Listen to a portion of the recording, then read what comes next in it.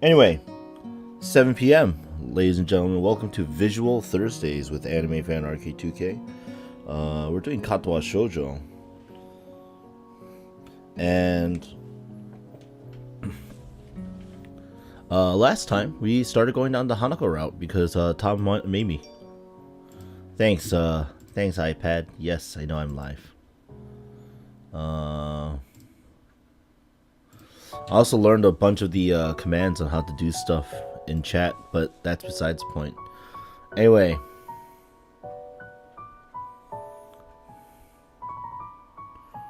You're here and not watching Smash Ultimate or playing Fate Grand Order. Good, Tom. This Hanako route is all you, bro. Anyway. Let's get right into the swing of things. My alarm blares into my ears, only to be swiftly silenced by my fist. So I destroyed it. You chose it? No. I actually asked for your advice. And you gave me bad advice. That's your fault. My body switches into auto mode, carrying my subconscious self out of bed into my uniform. As always, my bottle of pills sit on my desk patiently, waiting for me to take them and pick out my daily dosage of medicine, 17 pills a day. Before I know it, I'm opening the door to class 3-3, glad to see that I'm not the only one who seems to be a little hungover from festival week. Every face in the classroom looks gaunt. The festival now over. It's as if everyone's life dreams have been achieved. Yay! We did it! We had a festival again! Oh, God. Praise! Anyway, with nothing left to live for, the students have relied on instincts alone to guide them to class. Or maybe I'm just reading too much into it. I slowly make my way to my seat, and it's only then that I realize why the room is so peaceful. The seats beside mine are blissfully empty. The world's loudest interpreter for the deaf has yet to arrive.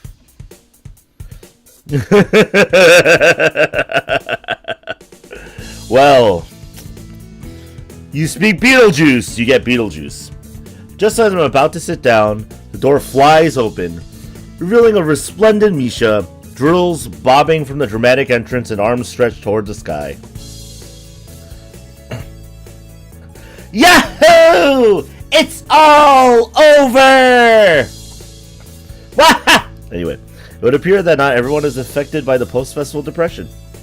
The rest of the class glare at her, obviously thinking the same thing I am. Misha, still frozen in the doorway with her arms still in the air, nervously looks around. It's obvious that she senses the foul mood. Can't work out exactly what to do. Suddenly she jerks forward. Hey! As she stumbles into the classroom, she reveals Shizune, arms still extended from where she shoved Misha. And...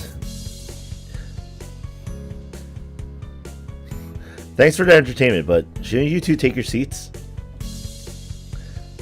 Shizune, angry.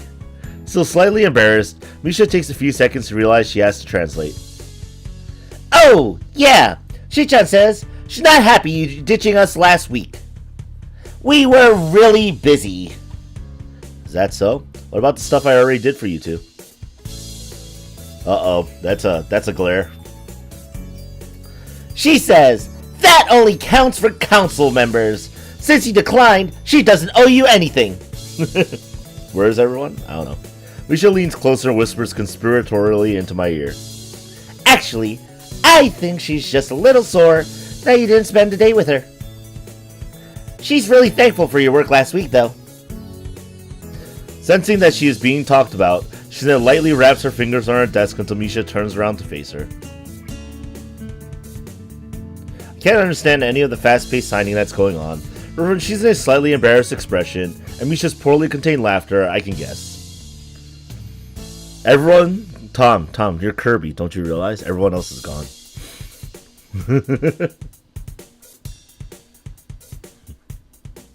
While this exchange is happening, the door opens once again, but this time at a much more reasonable pace. Hanako quietly enters the room and pulls the door closed behind her. Peering out from under her hair, she quickly scans the classroom. Our eyes meet and she suddenly stiffens. She closes her eyes, takes a deep breath, and then walks over to my desk.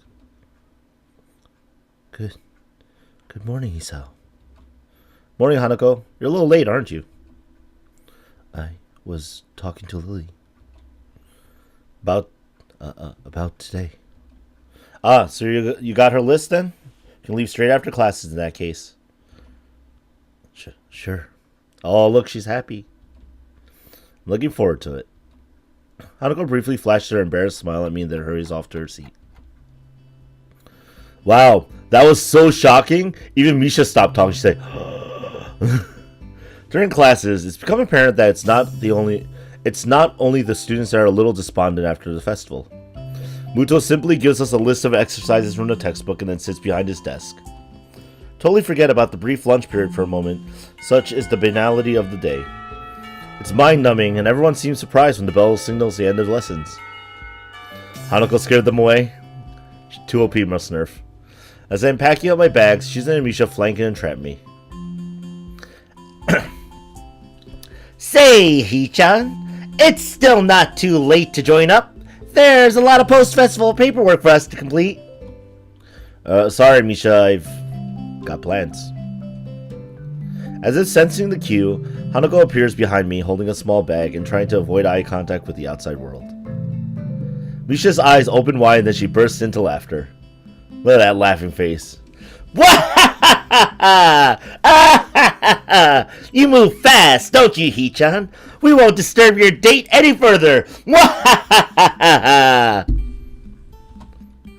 Behind the roaring Misha, I see Shizune taking far too little interest in the scene. Might not be taking this the wrong way, but I think she's deliberately ignoring me. Feel a gentle tug on my shirt and turn to see Hanako's eyes fixedly firm on the floor. Let's... Got you. Shizune, Misha, I'll see you later. And I'm still not interested in the console. Spoils, sport.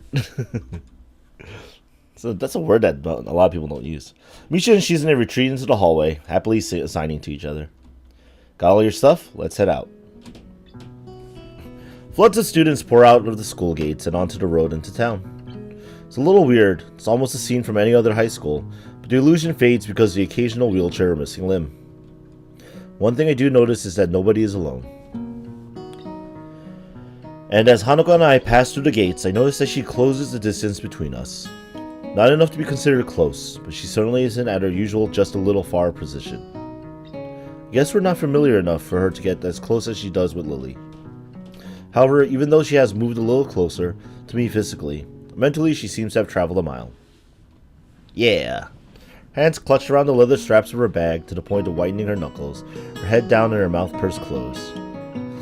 She almost looks like she's being walked to the principal's office for the first time.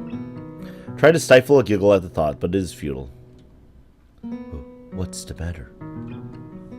Guess there's no point in hiding it. Sorry, for a second there, it looks like you were getting in trouble. What do you mean? I think you need to relax a little. You're not going too far. It's only students around, right? Right.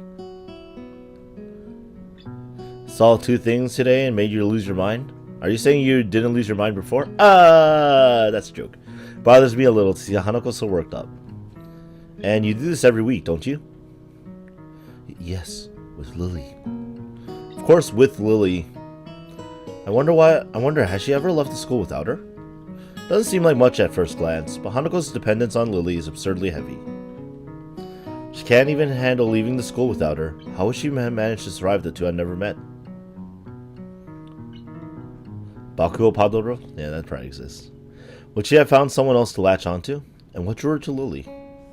Was there a lack of eyesight, or was Lily just kind enough to lend a hand? I wonder if anyone would have fit the bill. Well, I'm here. Besides, we're not going far. It'll be over before you know it. Hanako's knuckles slowly regain their color as she tries to hide a smile.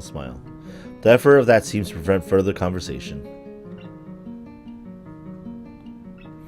Oh yeah, I already saw that. Travel side by side down the winding road toward the town. The crowd of students thin as we continue along the sidewalk.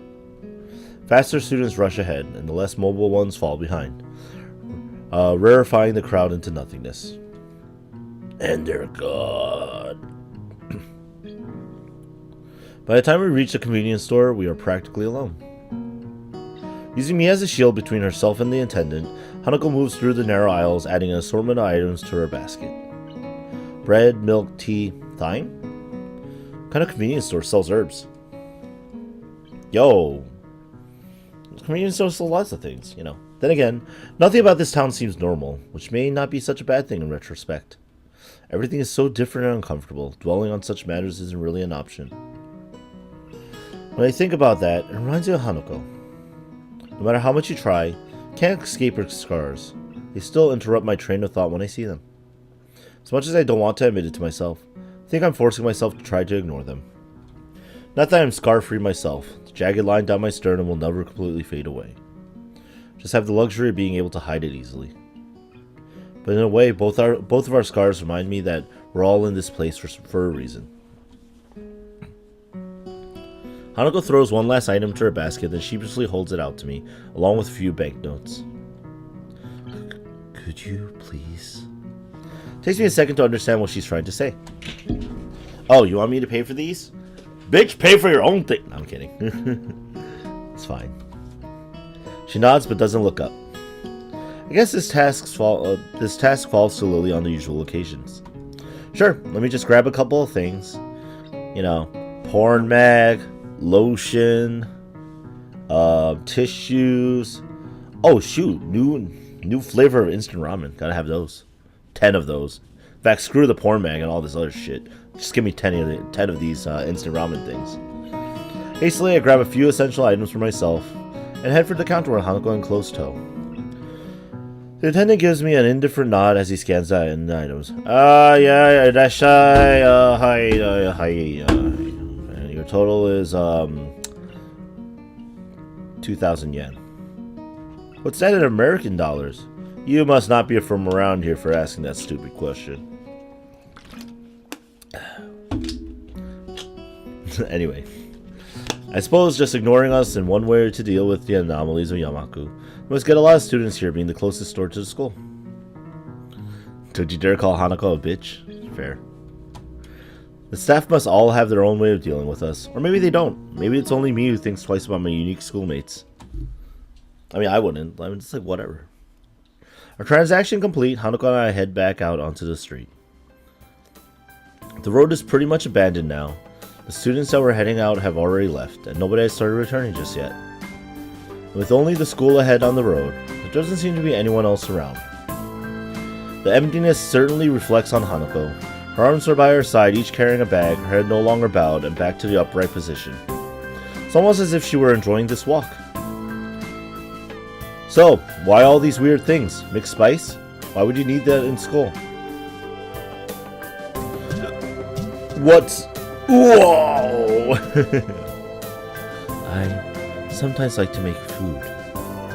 Well, yeah, so do I, but spices? Yo! Hisao! Do you not understand? Spices are very important for flavor and substance to your meals. You want to make a meal pop with that magic touch? You gotta spice it up. Hisao, terrible protagonist. Can't relate to him.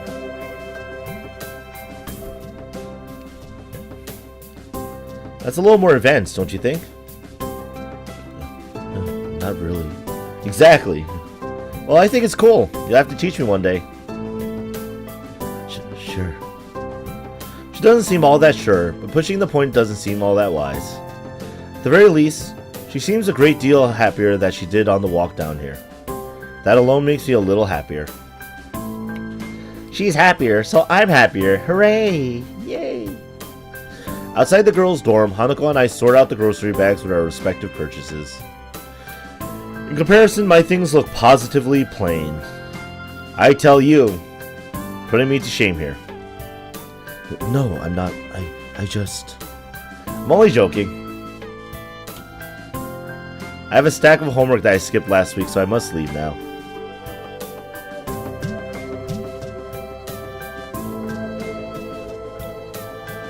Okay, you can't just be screw that game as a reason. Just say you're not interested in Fate Grand Order. That's all, man. Will you be alright getting that to your room? Yeah. Sure, okay then. I'll see you tomorrow. Bye. Part ways, I return to my room.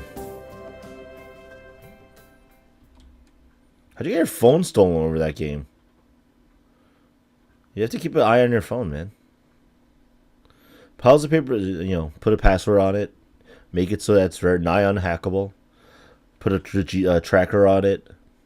Be super paranoid. Check on it every 15 seconds. Someone tries to grab for it, punch him in the face. Wait, what?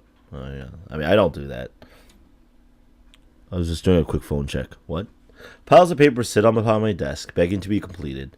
The entire ruckus of the last week, I've barely had any time to catch up. I tried to keep up with my studies while I was in the hospital. Some of this stuff I've never seen before, even back in my old school. Totally unprepared, I pop the top on a can of a drink and get to work. King, that's not a crazed fan. That's literally called a thief stole your phone. Crazed fans don't take your phone. Thieves steal your phone. I just finished the very first mission only, Tom. I have had no time because I have a full-time job and then I stream. Totally unprepared, I popped the top on a can of... Oh, yeah, I read this. I read that.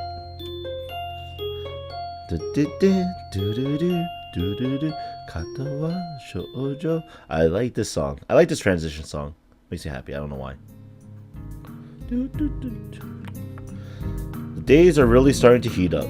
Oh man, so hot in December.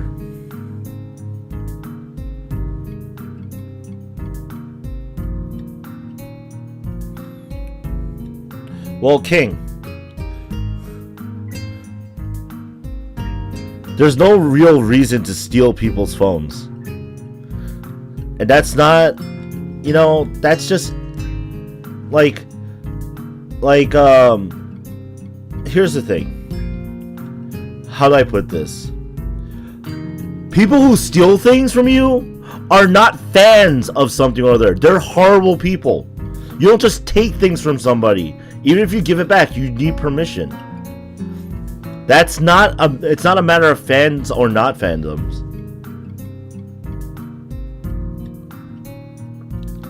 That makes absolutely... the reason to stealing the phone in the first place makes no sense either. So, I would put that down as basically a crazy person tried to steal your phone. Just because they gave it back doesn't mean they didn't try to steal your phone. That's nothing to do with people that play games or not. That's like people who go, oh, well, I shot that person because they play Call of Duty or something. Or, I bring guns to Pokemon tournaments. It's the same mentality. It's people who are fucking insane and need to be stopped. So, that's what I'm going to say. If you're saying screw the game because you had an incident about it,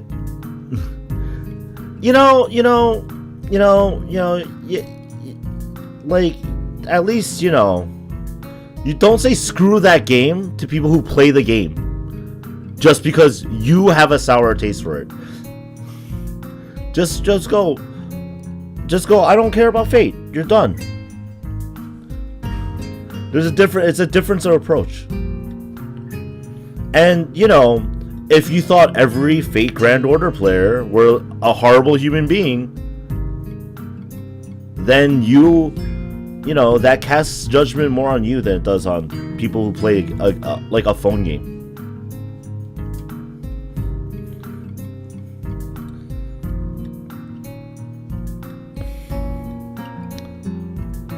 But no, I can see how someone stealing your phone like a crazy person and saying it was because you don't play a game that you didn't care about. I can see how that could leave a sour taste in your mouth, though. That's understandable. But don't say screw the game. Screw people. You just say, screw crazy people that steal your phone. Fuck those guys. Trying to steal your shit. The days are really starting to heat up.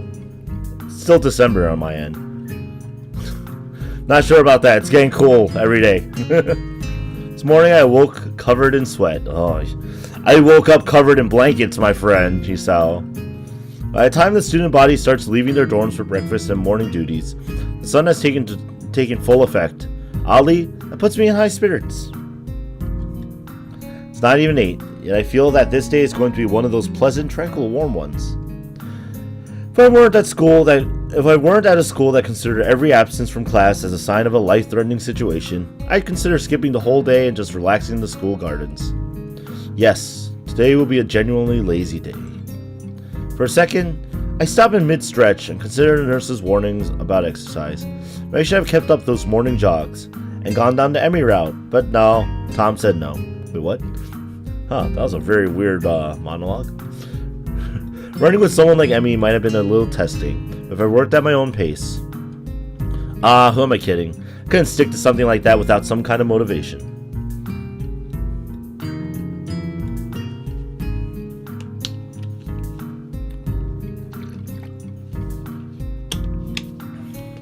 See, and what you do is, when the person gives it back, you go, "Thanks, asshole. I was texting my mother at this exact moment you stole my phone."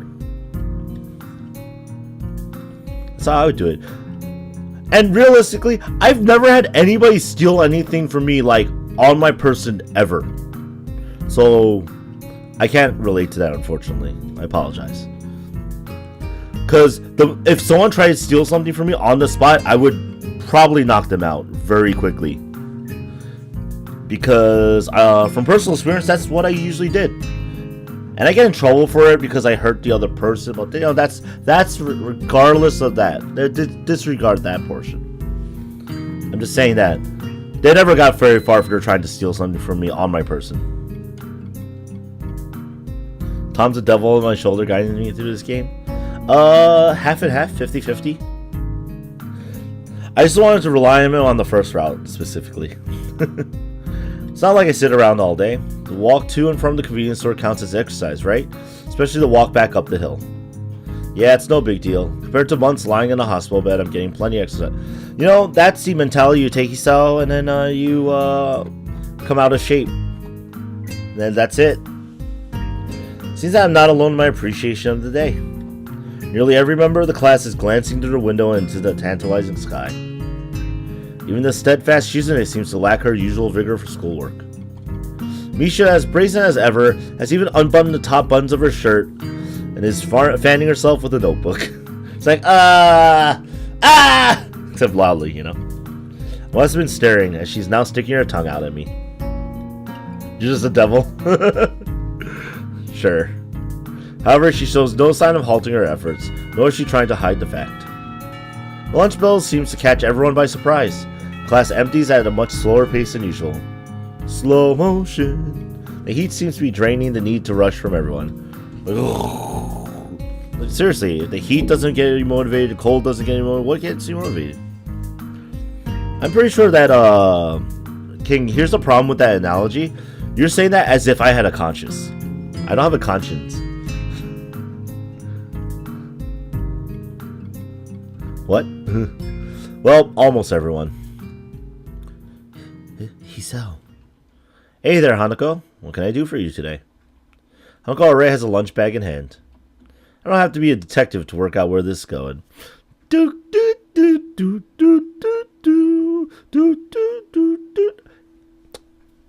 gonna have a nice lunch. I'm gonna go to the cafeteria and be sad. Wait, what? Would you like to have lunch with us again? I brought enough for everyone. Awesome. You don't have to be so stiff about it, though. Right. Take it, we're going to the tea room. But please. Lily said she'll meet us there, so we should go ahead together. Aww. Sounds like a plan. This heat has made me pretty hungry. This heat made me famished. Oh my god. So much heat. You need to be quicker. It's okay, Tom. All my fake go time is going to be spent playing Smash Ultimate tomorrow. It's going to be glorious tomorrow. Looking forward to it. Hanako breathes a sigh of relief, and I gather my things together. As usual, the aura of the tea room is refreshing, feeling isolated from the rest of the world. Then again, the usual din of the school seems to be a bit subdued, most likely from the laziness promoted by heat exhaustion. Hanako slowly spreads her food on the table, intently focusing on every little movement as if she's trying to keep her mind off other thoughts. It's not much, but I can tell from her demeanor that she has prepared everything with utmost care. I guess Lily isn't here yet. Should we start without her? She'll be here soon. Hanako struggles with the lid of the container of rice. Here, let me help with that. Take the container from Hanako's hands and try to force open the lid. Try as it might, it seems wedged shut. So it's like welded together. Let me guess, did you put this in while the rice was still hot?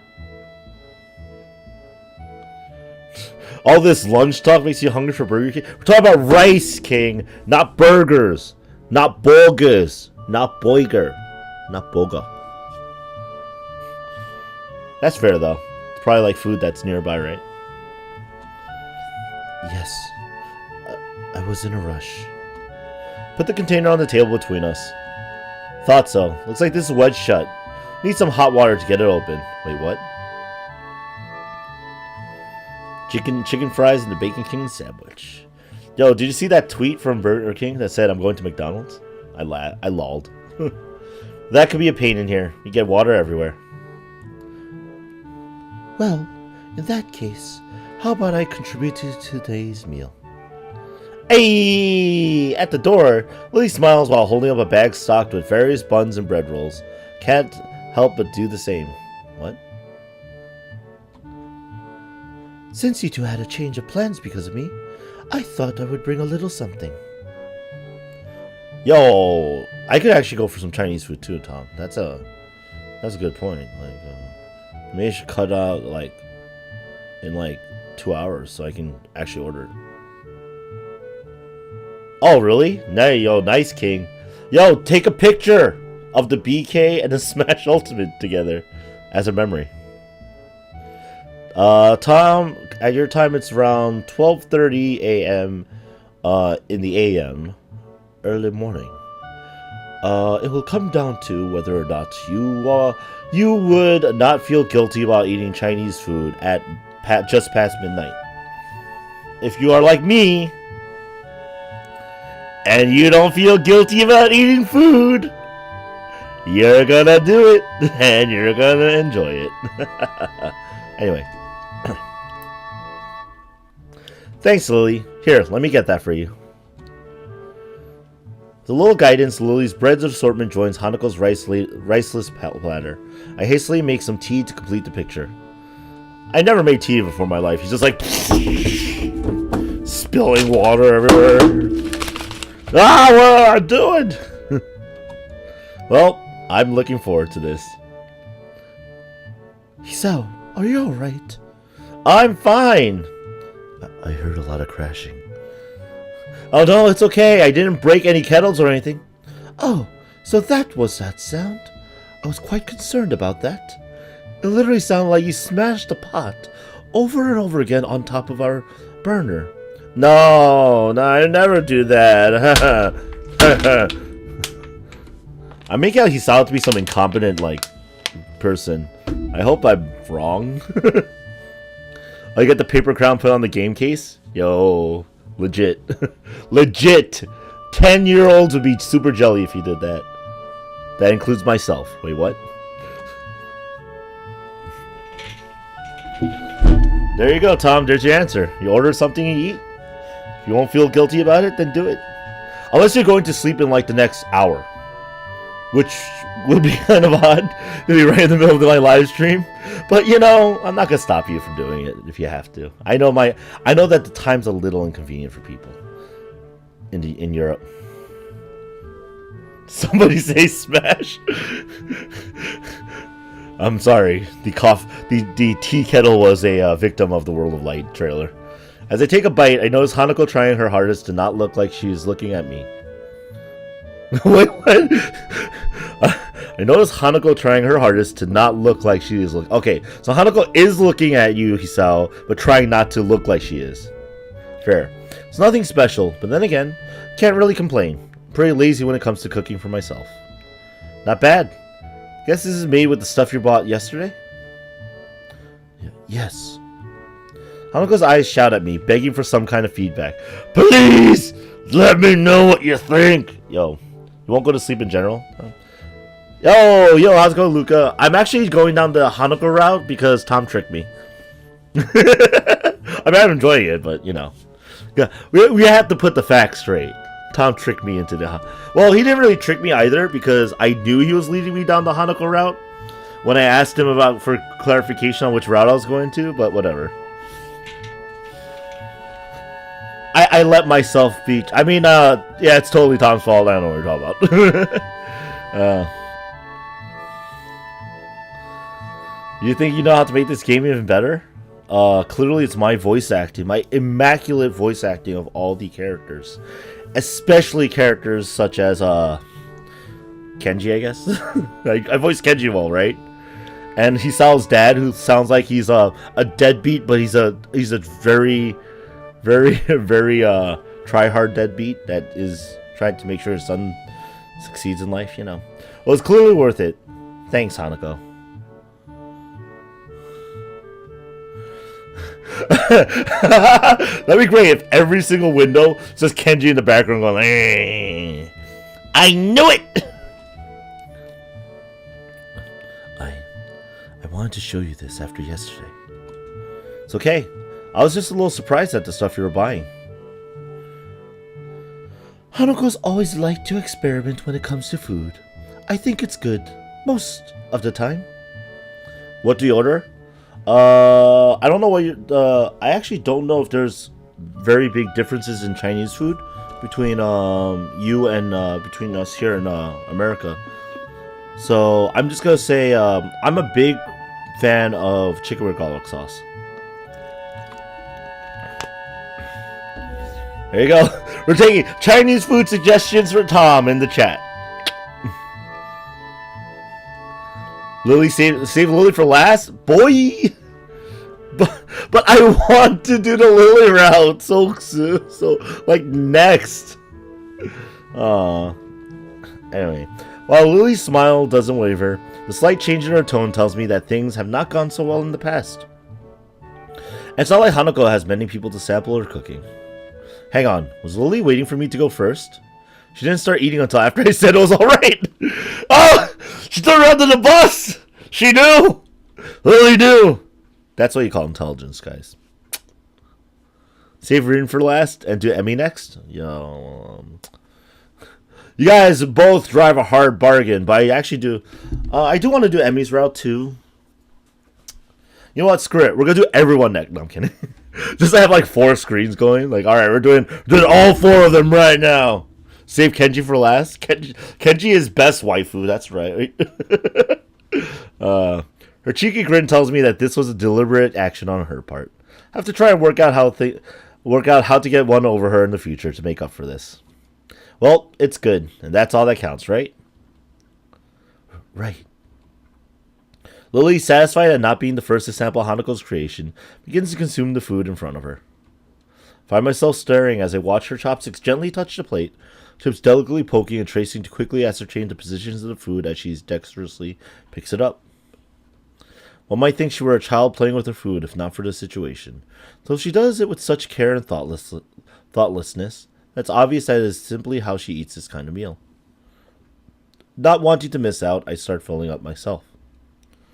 Hanako takes a different approach, waiting until Lily and I have our hands clear before quickly snatching up her share. Speedrun strats, all routes at the same time. Could you imagine? Yeah, that's right. I'm the guy that speed reads visual novels. Yo, we should have that. Actually, if I was gonna speed read the visual novels, I get a really nice beat going and start trying to rap them. Before long, the containers are empty, save for the still shut rice container. Rip rice. Thank you, Hanako. That was filling. No, thank you for the bread. Yes, it would have been a disaster if not for that. You're both welcome. But now, I must be getting back. It's far too easy to be late after eating here. Yeah, I see what you mean. Think we'll just clean up here and then head off. AGDQ now with visual novels. Awesome games done quick. Speedrun of Nekopara Volume 1. Hi, my name is Anime Fan RK2K, and I speedrun visual novels. What? How this works is, 1, I have to get an uncensored version of Nekopara Volume 1.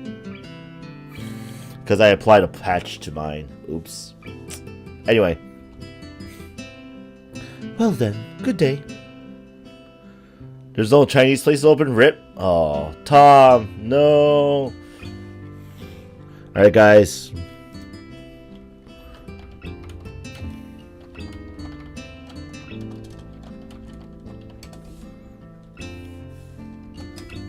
There you go. Press F for resurrects to Tom. Well then, good day. Lily leaves, her cane tapping away down the quiet hallway. Hanako and I quickly pack our things and stay seated waiting for the bell. Together we stare out the window into the endless azure sky. If it weren't for the pealing of the bells, I would have sworn that time had stopped. The urge to skip class rises in my gut.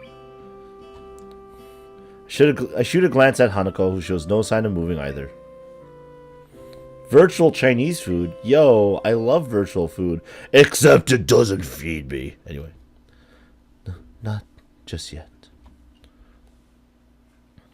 The interval between the warning bells and the end of lunch bells passes in the blink of an eye. We really should go. People will freak out and start a search party if we skip. Hanako sighs. Aww. You're right. Slowly she rises to her feet and I follow suit. Silently we make our way up the old stairs to the 3rd floor and then to our classroom. At the door I take point and open the door ahead of Hanako, bow my head down and apology in advance. Sorry we're late, teacher. You know, with a girl. Greeted not by stern words, nor by an angered instruction to take my seat, simply by the silence created by 15 or so students trying not to laugh. Muto, ever tardy, has yet to arrive. However, the fact that Hanako and I have arrived together is blatantly obvious. Like, oh! You have a problem with your hands? Oh, that's not good. It's just not the same if you don't suffer for the next day. What? Do you raise Psyduck or Poliwag? Yo, you raise Poliwag, man. Piff! Puff. Okay. I don't know what a puff is, but you know. Make that about 14 students trying and 1 student failing. Of course, Misha, of course, will be the one that's like, ha!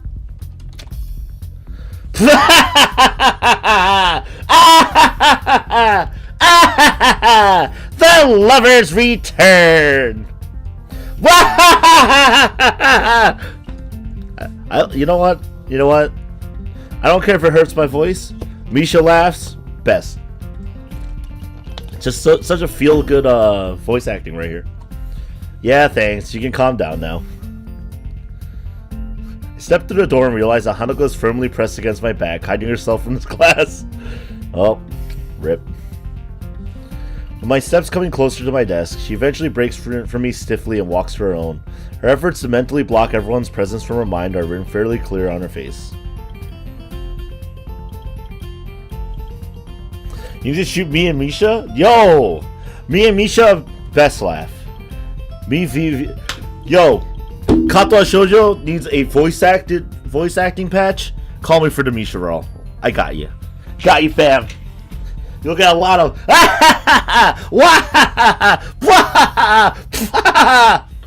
laughing from me. Anyway. Quickly checking the door for any signs of the teacher's arrival, I make a trip to Hanako's desk and whisper in her ear. Don't worry about Misha, she's always like that. I enjoyed myself today, don't sweat it, okay? Hanako nods her head behind her folded arms, but still doesn't show her face. I yearn to stay and console her more, but Muto picks his exact moment to enter the classroom, halfway through his lecture, as if he started it in the hallway. Oh, where were we? Ah, yes. Misha X Anime OTP. Yo, just need me for all that voice acting, man. Which, of course, is directly proportional to the charge, but inversely proportional to the square of the distance. So engrossed in his speech that he doesn't even notice me sneaking back to my seat from Hanako's desk. While Muto's spiel rambles on, Misha leans over to me. The teacher may not have noticed your tardiness, but I did. I did. That much is obvious from the show you just put on. I have been instructed to let you off the hook for today, but only on one condition. Oh, and what would that be? No, not joining the student council. You have to help us this afternoon. Clear my neck to look over Misha's shoulder. She is conveniently not making eye contact with me. She's like, all according to plan. Fine, just for today. For I told you, I'm not joining the council, remember? Of course. Doing so could be considered. She looks down at her notebook, obviously looking for a place in her script. Under duress and hence would be against regulations. How very strange of you to be considerate of the regulations now. Things should be done by the book, especially when you have a script for it. It's just that the book hasn't been written for every situation, so there are times when it can be ignored. Wait, what? And yet you two wonder why no one else wants to be in the student council. You unironically like Misha? Well, she has a good bubbling personality. And she doesn't have Ojo-sama laughter, even though she has Ojo-sama hair. After poking her tongue out at me, Misha returns to her workbook, and we battle our way through the latter half of the school day. Before I can even stand up, Misha and Shizune have placed their hands on both my shoulders. Ta-da! I'm trapped! Go one to my left, one to my right! Round 3, fight. Wait, what? Hey, said I'd help out. Damn. This is just insurance, Hisao. Insurance! Hisao. Hanako timidly tries to leave the room by circling around us. I suddenly realize that this may be my one chance to escape. Oh, hey, Hanako, what's up? She's like, nope. Not gonna. She's like, I'm not. She's like, she's not gonna. She's not. I'm not letting this happen. Like, nope, no Hisao going anywhere today. Hey, what makes you think you've got time to chat? Oh, relax. This won't take long. Sorry, Hanako, you were saying? I was going to the library, and I thought... Hanako's thumb danced around each other, and her eyes flit around the room, looking everywhere but at us. Sorry, Hanako, but Hisao has to come with us. He's got work to do. She looks pretty satisfied on that one. She's like, yeah, he looks pretty good. Mission failed. We'll get them next time. Oh, but you can help us too, if you like. So, how about it, Hisao? Save my game. Continue. Doo-doo. Oh, this one's tough. Do we run? Neglect our duties for the library? Or do we ask Hanako what she thinks? This one's tough. Like, I'm actually not sure what I would choose for the correct Hanako route for this one. Pink hair version of Luvia.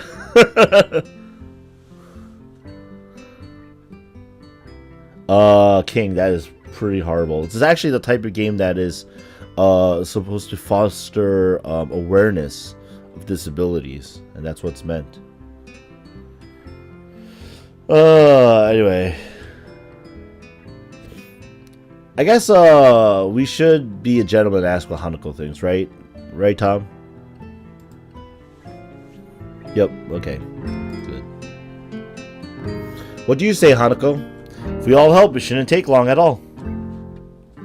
Hanako fidgeting answers my question before she can even form the words. I really need to go. Just ask Hanako-chi. Anachi.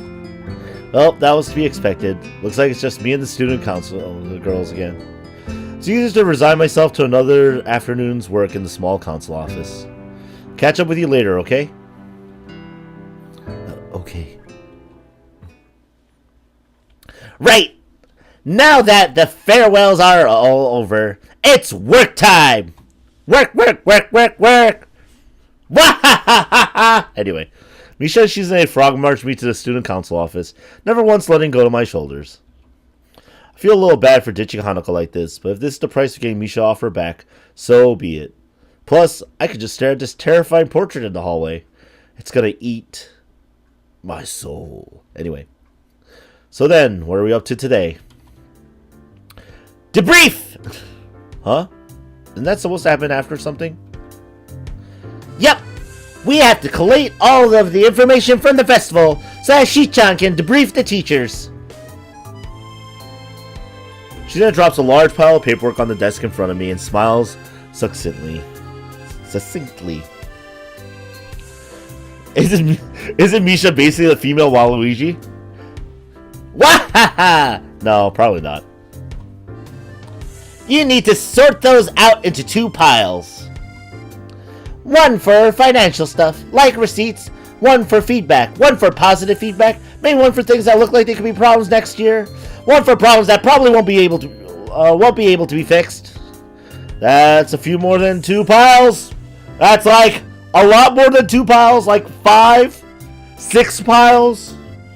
What are we doing here? Are we doing elements? Earth, fire, wind, water. Like actual elements, including earth, fire, wind, wood, and metal. Doing number of Dragon Balls here, or doing deadly sins, 7s. Doing elements on the periodic table, hundreds of piles. Huh? Oh, right. Yeah, I thought it would be only 2 piles. My bad. Right, while I'm doing this, what will you two be doing? Well, we missed lunch because we were collecting all of these reports, so we're going to get some food. Why didn't you just sort them out while you were collecting them? Thankfully, my self-defense mechanism kicks in and prevents me from opening my mouth and further worsening my situation. How is that fair? She's just like, what? I was fretting over the unfair distribution of work so much I didn't notice that Shizune had kept on signing. If it weren't for Misha's outburst, I probably wouldn't have noticed at all. Shizune seems to be delivering a fairly long string of commands to Misha, and none of them look pleasant. Well, in Ocarina of Time, there's only 6 stages. Does that help? Reaching a conclusion, Misha signs briefly back to Shizune and then sits down at the desk next to me. Shizune waves to the both of us before disappearing out the door. Oh! She forced both Hisao and Misha to do her work. What was that all about? Shi-chan was worried you get it all wrong unless you are supervised. And since she can't tell you how you are messing things up, she's making me stay. Ah, bummer. I wanted to go with Shi-chan! But she is going to bring us back some food. How good is that? Misha's flippancy is out of this world. From down in the dumps to on top of the world over some calories. Yo, food is good, man. Misha is the type of girl to loudly say, don't forget to use a condom. Remember, unprotected is no good. Remember to use your condom, Hisao. Girl, why are you saying this? Yeah, probably. It's hard to imagine how anyone could operate at that level. Yo, it's actually pretty easy. I like that. Simplicity is good, man. Well, it could have been worse. So what are we supposed to be doing? Collation. I gathered that. Well, let's just start making piles. We'll work out what the piles mean later. Right. You start to separate all the papers into increasingly complex piles. At first, it's just simple categories: financial feedback, and reports. Then they split apart into the good and bad reports, and further still until it starts to look like you're just throwing the papers onto the desk. This is hopeless. Huh? Why? We're doing what we were told, right? Yes, well, looks like we're just making a mess. No, I think we got a lot done. Shi-chan will be able to work out the rest from here. So I think we could stop about here then. God damn it! It's also as if Misha's common sense left the room with Shizune. Still, there's no point arguing. Anyway, what's the deal with you and Hanako? Oh. Deal? You were hanging out with her today, weren't you? Have there been any fireworks? Any gossip that you're withholding from me? If I told you about my own circumstances, it wouldn't be gossip, would it? I guess not. We're just friends, I guess. Why are you so interested? I thought you and Shizune didn't like her. It's not really like that. You know, Shi-chan and Lily don't get along that well. And since you can't really get Hanako away from Lily, we don't talk to her much. But that doesn't mean that I can't be concerned for her. What is there to be concerned about? Well, she never hangs out with anyone else, right? It's no good, Hee-chan! Shizune and Lily dislike each other because their personalities are different. I hate to think how Misha and Hanako would get along. Oh my god.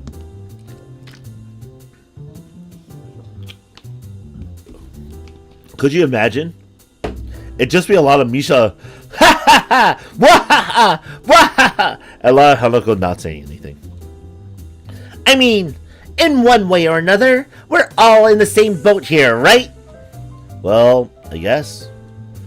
This one time, when she left class halfway through, Shi-chan went to the teacher and asked what was going to be done about it. He said that every student here has special needs, that Shi-chan shouldn't worry herself about it. Hanako never does any group work, she just runs off. Isn't that enough to be concerned about? I guess you're right. She still hardly says a word when we're talking. Well, that's more than I have been able to do. Shi-chan and I both tried when she started, but she got scared and ran off. Misha gets an Ace Attorney-like spin-off? I mean, the logic makes sense for Misha. She'd do fine. I consider telling Misha that exactly the same thing happened with me, but she seems caught up in thought. Listening to Misha without Shizune's influence is interesting. I think she needs to realize that people here don't care how she looks like, and that she can trust us. If she could, I feel a whole lot better about her. I think this is the longest I've watched Misha without seeing her sign.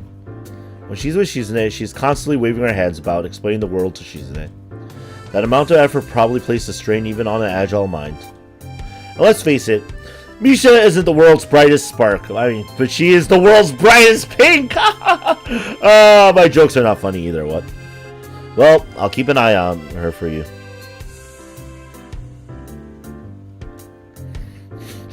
The spin-off is just Misha? You guys would force me to play it too. Remember to voice all of Misha's lines with her voice. I'm like, ah! Anyway, but you should probably apologize for earlier. I don't think Hanako is cut out for that kind of joke. Oh, I didn't even notice. Sorry. Don't say it to me. Just mention it to her. Misha equals Monica? What? No, that's different. All right. First thing tomorrow, I'll speak to her. Good. A cacophony from the door heralds the return of Shizune. Guess you can't really tell how much noise she is making. Oh, Shi-chan, you're back. Shizune appears, completely laden with goods from the convenience store. She looks... There was some surplus left from the festival. Since this is officially a festival business, I've splurged a little. Nice idea, Shi-chan. 10 points. 10 points to Shi-chan. Is that really allowed? Yeah, that's totally allowed. For someone who refuses to join us, you seem to take an unhealthy interest in the politics of this council.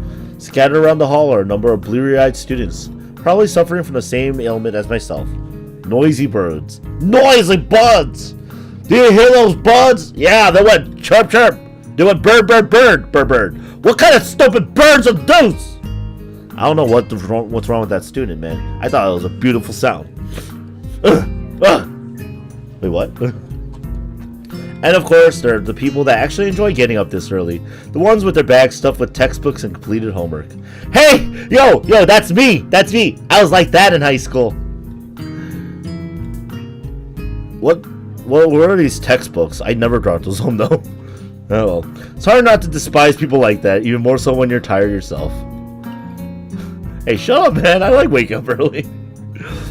Picking out a familiar face from the thin crowd, I head towards the nearest table.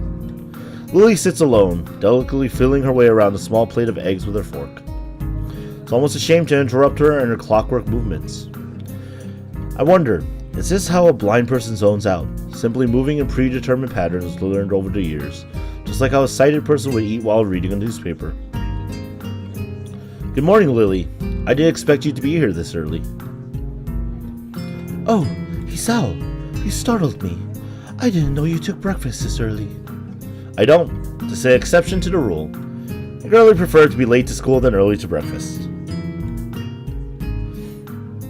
Lily gives a small sigh at my admitted tardiness as I begin eating my food. It doesn't take long for her to lapse back into her previous mindless nibbling. Each short motion lacks energy. I suppose this is similar to letting your eyes wander while performing any ordinary chore.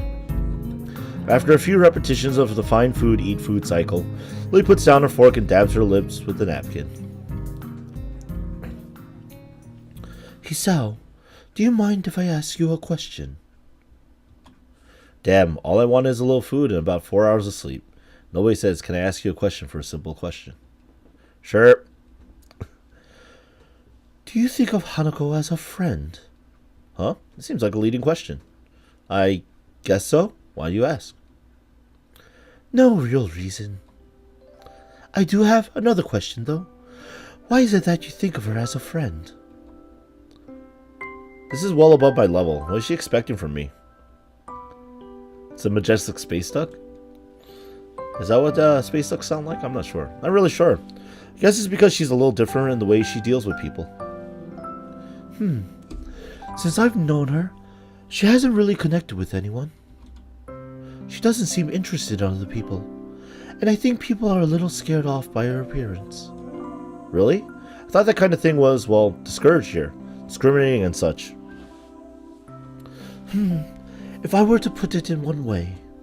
She furrows her brow in thought, a move which makes me slightly anxious as to what she's plucking from her mind. I'd say that you're a little naive. Naive? I'd be insulted if not for the slightly cynical grin on her face. I see. While Yamaku has a stronger sense of community compared to the other schools, it's far from being free of conflict. Rules cannot remove human nature, after all, only suppress it. That's something I've noticed, actually. It's little things, like how certain people and cliques avoid each other in the hallways. It's no different than my old school, really. Tom, joke's on you. The bird was me, and I'm still alive. Bang! Winning! What?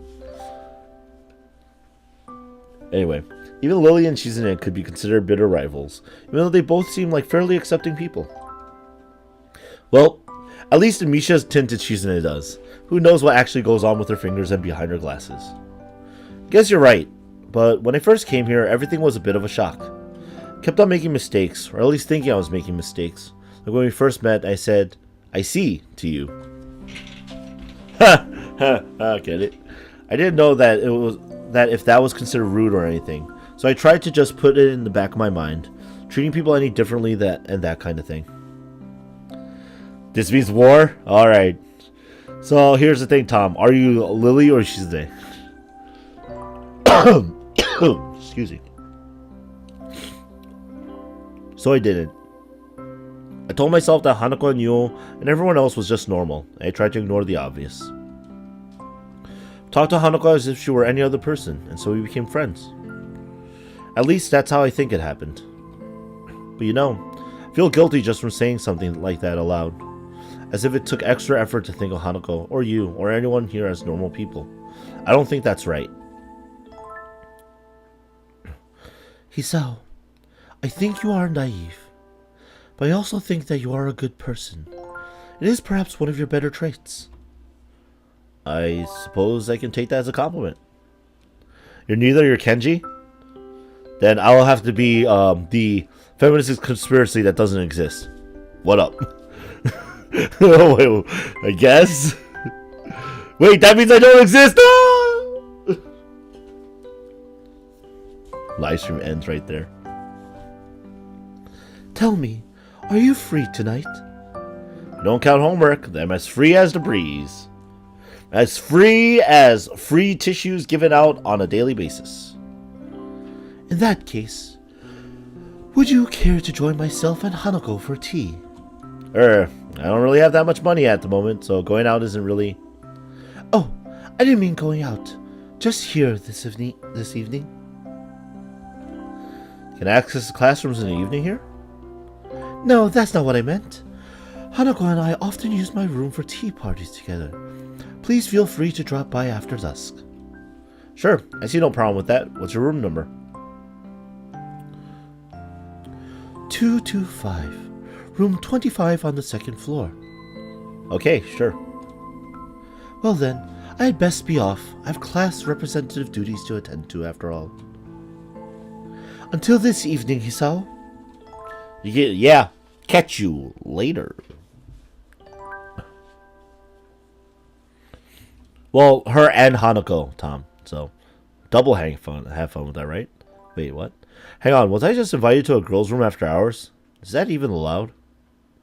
There's a curfew here, but I've never heard any rules about visitors in the dorm rooms. Even still, this is enough to get my sleep-deprived brain jump-started. And that to a lukewarm breakfast, and you have one hell of a pick-me-up. This breakfast stinks! It's because I had too much fun talking and not enough fun eating. Ugh. See, I have the exact opposite problem. Pardon me. Currently go to class. Still a little excited at the prospect of breaking the rules. Yes, break the rules. Break them. Anyway. Feel like a little kid planning to sneak out of his window at night. Well, maybe that's going a little too far. When you compare an invitation to a party to 6 or so hours of lectures, I know which one wins. Yo, man. The lectures are fun. Give me a second, guys. My voice is like going crazy. I need to get a drink refill, so gotta refill my drinks. I'll be back. Decongest.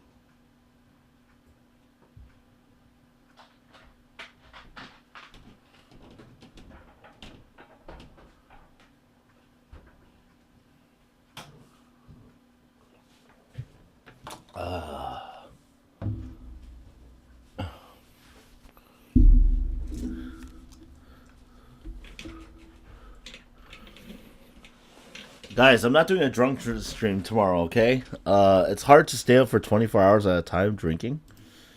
Because I drink heavily. I mean, because, alcohol's a depressant. Totes. Anyway.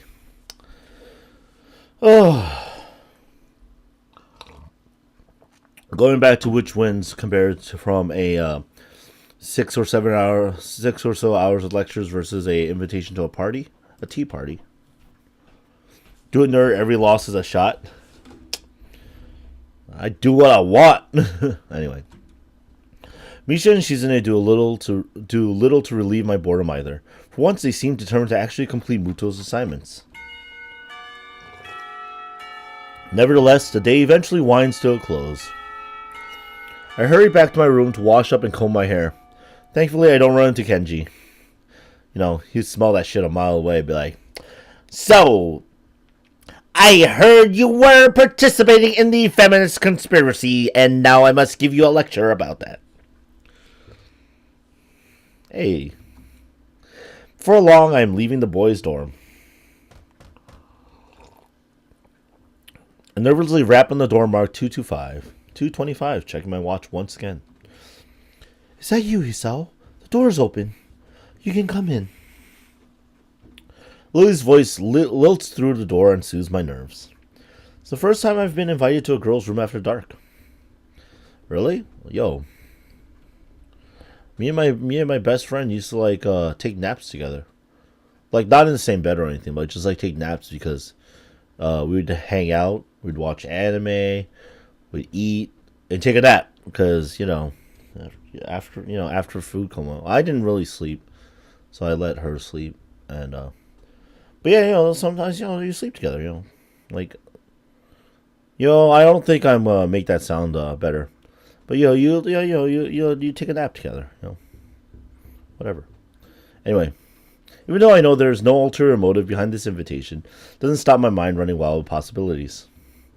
Oh, I do have a funny story though. I remember once we were making dumplings, and some of the oil caught on fire and fell on the floor, and so there was a little fire in our kitchen.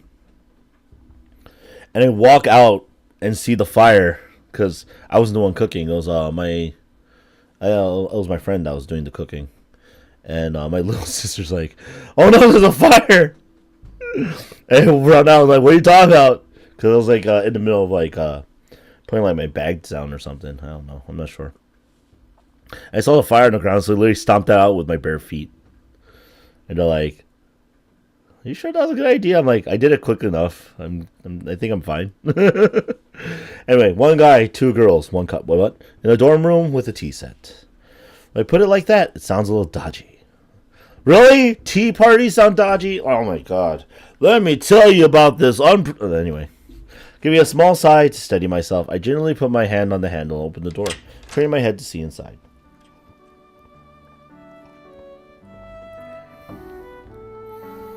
Oh, look at that Lily with her hair down and everything. Her eyes are even shining a little brighter. Also, it looks like Lily might be playing footsie with Hanako, but whatever. The door opens completely and I catch my first glimpse of Lily's room. Her furniture looks almost antique, but the bare walls and flat surfaces are barely decorated at all. In the center of the room sits a low table where I see a small tea set at rest. Thumbnail? Cha-ching! Seems that everything in this room has its place, possibly excepting the several piles of books stacked up against the wall. My sense of vision isn't the only one to be stimulated. The faint smell of something can be picked up in the air. Nail polish, perfume, makeup. It's hard to describe in any way other than girly. Yeah, look at these girls. They're adorable. My eyes finish their quick sweep around the room before returning their position onto the girls. Oh, look at these close-ups.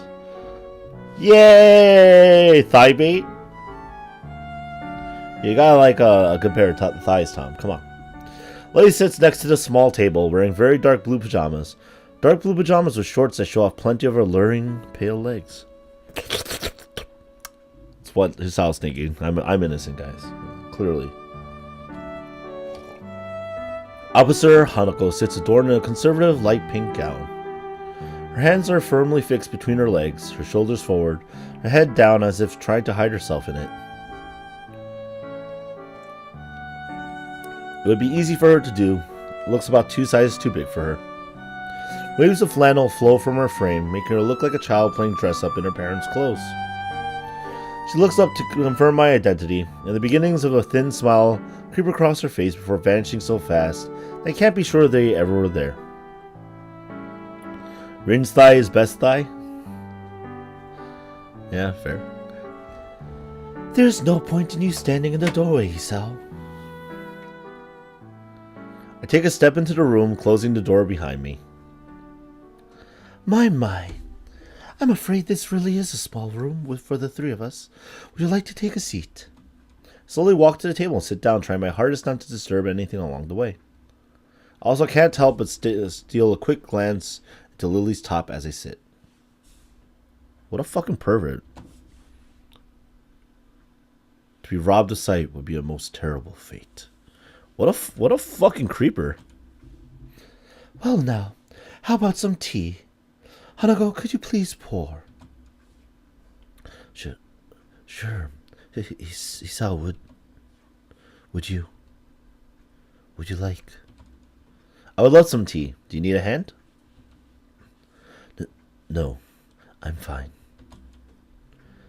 Thank you. Lily finds it difficult to resist a smile at her companion's nervousness. Something I can't really blame her for. Been a tiring day. Yeah. I relax in my place opposite the cabinet. To my left is a blue-clad Lily. To my right sits the pink Hanako. Pink and blue, man. The tea set on the table looks cute as well. As well as practical. Painted red with a floral motif. That's a really nice tea set. I'm tempted to get a teapot, but I don't have a spot for it. Unfortunately, in my house right now. I would totally show off little cute knickknacks like that if I could. One day I'll be rich enough to afford my own house. Until then I have rent. And I pay a ton of bills. Cries. Oh well, it looks odd when contrasted with Lily's plain but generally sophisticated looking furniture, which leads me to think that Hanako might have picked it out. There's a slight tinge when Hanako accidentally clips the teapot on a cup as she is pouring. She breathed in sharply. She must be really nervous, as it's not the kind of thing anyone would worry about. Hanako quivers at her mistake. It's okay, Hanako. There's no need to be nervous. Hanako seems to find some confidence in Lily's reassuringly soft-spoken words and deftly pours the next 2 cups. Here you are, Hisao. Lily? Hanako carefully places a cup and saucer in front of Lily and myself. Get used to service like this. Oh, you know what I mean? Have a nice cute girl pour me some tea. Yeah, pretty nice life yourself. You creeper! Creeper tried to look at Lily's top. You creeper! Sal creeper of the year. Disgusting. Anyway. Thank you, Hanako. Yeah, thanks. You're welcome. Lily searches for her cup and upon finding it sips delicately. I do the same. This tea tastes somewhat better than the tea we usually have at school. This is nice. So different from any tea I had before. Looks like you picked the right one, Hanako. You've done well, even if it was a bold move. Hanako's smile returns redoubled. And with her blighted face, her shy smile couldn't be called anything but cute. I'm glad you like it. Hanako finally begins to relax, sips from her cup.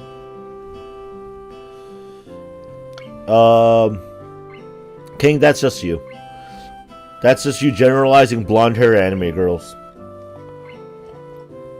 They actually have a very different cut of hair, both of them. So, I would disagree with your conjecture there, sir, and postulate that perhaps you must be a little bit more picky about the hairstyles of the blonde female anime characters that you witness in your day-to-day musings. I don't know what I'm saying. I've kind of lost track of what I was trying to say, or the point I was trying to make, and I just kept talking, and I'm here. How are you guys doing? Anyway. Hanako, finally beginning to relax, sips from her cup. I think back to my chat with Misha the other day. Is Hanako's behavior something to be concerned about, or is she just shy? And then there was Lily earlier this morning. The concern from both of them seemed to be genuine, and they know the situation better than I. But really, how could I possibly help? I'm no plastic surgeon, so I can't really help her appearance, nor am I a psychologist who can make her more sociable. So what the hell do Lily and Misha want me to do? It's frustrating. Hanako and I are quickly becoming friends on our own accord. And because of that, it's like everyone wants me to solve all her problems. And I have no idea how to do that. No one can cure my heart, nor Lily's eyes, nor anyone who is here in the school. However, I see no harm in becoming better friends with Hanako. Now that she's warming up to me, I kind of enjoy hanging out with her. That was a very weird monologue. So, Hisao, are you enjoying yourself? Lily's words break me out of my reverie, and I take a second to reconsider where I am. I'm in a room with two girls in their bedclothes. This is something to be enjoyed. Yeah, it's relaxing. Almost like I'm not in the school anymore. Do you do this often? Quite often, but not as often as we take tea in the school building. Considering that you do that nearly every day, that's not a big surprise. As I move to take another sip from my teacup, I find it sadly empty. That was delicious. Thank you, Hanako, Lily. You're welcome. Yes, you're most welcome, Hisao. It's nice to have a third person here. Well, anytime you need someone to fill that position, always available. Always. They call me Mr. Single because it takes me a single second to get here because I have no life. Wait, what? One must be sure to get one's point across in these circumstances. Lily lets loose a yawn, which she unsuccessfully hides with her hands. Pardon me, I think I'm a little tired. I think we're all a little tired. My, how astute we are tonight, Hanako. We really should head to bed. We all have class tomorrow. Yeah, I should go. Thank you for your presence, Hisao. Thanks. You'll come again? Not even a whole army could stop me. I'm impressed by your determination, Hisao. Either way, you're right. We'd best be going. I stand up and make for the door. Hanako gingerly stands up behind me. I stop and face her. Are you coming with me? Hanako instantly blossoms into full blush. No, not this room isn't. It's okay. I was only joking. Okay. Good night. Good night, Hanako. Good night, Hisao. Night all. Yo, what was that night all out of nowhere? Right? I expected to go like, yo, peace! See ya! Good night! That's my usual outro. I don't have a good outro right now. And with that, our tea party finishes. I'm still not sure what it is that Lily wants me to do for Hanako. I don't want to let her down. I wait until the door has closed behind us before turning to Hanako. Hey Hanako, you don't have to be nervous around me or anything. I mean, we're friends, right? Right. We're friends. If you ever want to hang out or anything, just let me know. See you to have that chess match, remember? Sure. But I don't think you'll win. It wouldn't be any fun if it was easy. Hanako seems to give a muted laugh, but she could have just as easily been exhaling. Good night, Hisao. With that, Hanako quickly retreats into her room, located next to Lily's. Start to walk back to my dorm, but the simple act of walking seems to drain me of my energy. Barely make it to my room before I am hit by a wave of exhaustion. Kick off my shoes, fall into bed, and fall asleep by the time my head hits the pillow. They tranquilize my tea.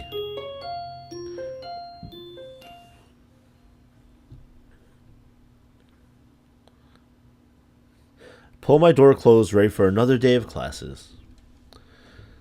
Sleep well? Ha! You thought you would go an entire live stream without me? It's Kenji-tan, guys. The music! It starts! Yes. Kenji's sudden arrival makes me jump, and I narrowly avoid butting heads with him.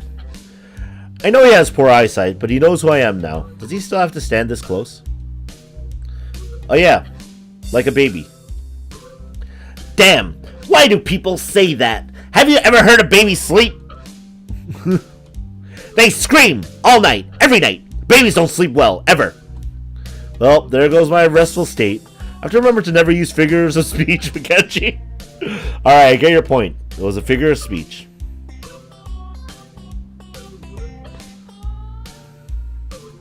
Out of the loop is a calling card for Kenji, right? Yeah, sure, whatever. Where were you last night? I had a favor to ask, but you weren't around. For a split second, I considered telling Kenji the truth. That I was spending time with Hanako and Lily. Thankfully, that split second passes as soon as it came. I was just out, checking out the local area and stuff. You know, recon. Good man, good. I knew you were the type to plan ahead. Anyway, well, what was this favor you wanted? I was going to get some takeout, but I needed change. Wait, what? You gave me money last week and you still haven't paid me back. Sexist Harry Potter. And I was starting to think you were cool. Kenji fishes around in his pocket and produces his wallet. As he counts out the 40 yen he owes me, you can clearly see at least two 10,000 yen notes. Hey, what the hell? Why are you borrowing money off me when you've got that much cash? Kenji hisses a little, realizing that he's been had. Get off my case, man! It's bad luck to break a big note for anything less than half its value. It's the tycoon's rule. Last night's dinner is going to cost me 7 years of bad luck. 7 years! Don't you think that's enough cause to help someone out? I get a shorter sentence if I just stole stuff. My common sense screams at me to say something to him, but thankfully I restrain myself. Arguing a point like this with Kenji will just lead to further and more complicated discussions. Yeah, I guess you're right. Maybe you should plan these things a little better. Yeah, man, I know. But I've got so much to do. It's so hard. And you're never around anymore, so I'm on my own. We're supposed to be brothers in brotherhood, remember? Yeah, I get you. Global conspiracy and such. Keep my ears to the ground. Kenji draws close enough for me to get a clear whiff of his garlic-tainted breath. You better, man. You're already spending less time here. That's the first thing they do. They'll try to split us up, divide and conquer. Sun Tzu said that. Sun Tzu. Roger that. Now I've got to be going. I've got classes. You coming?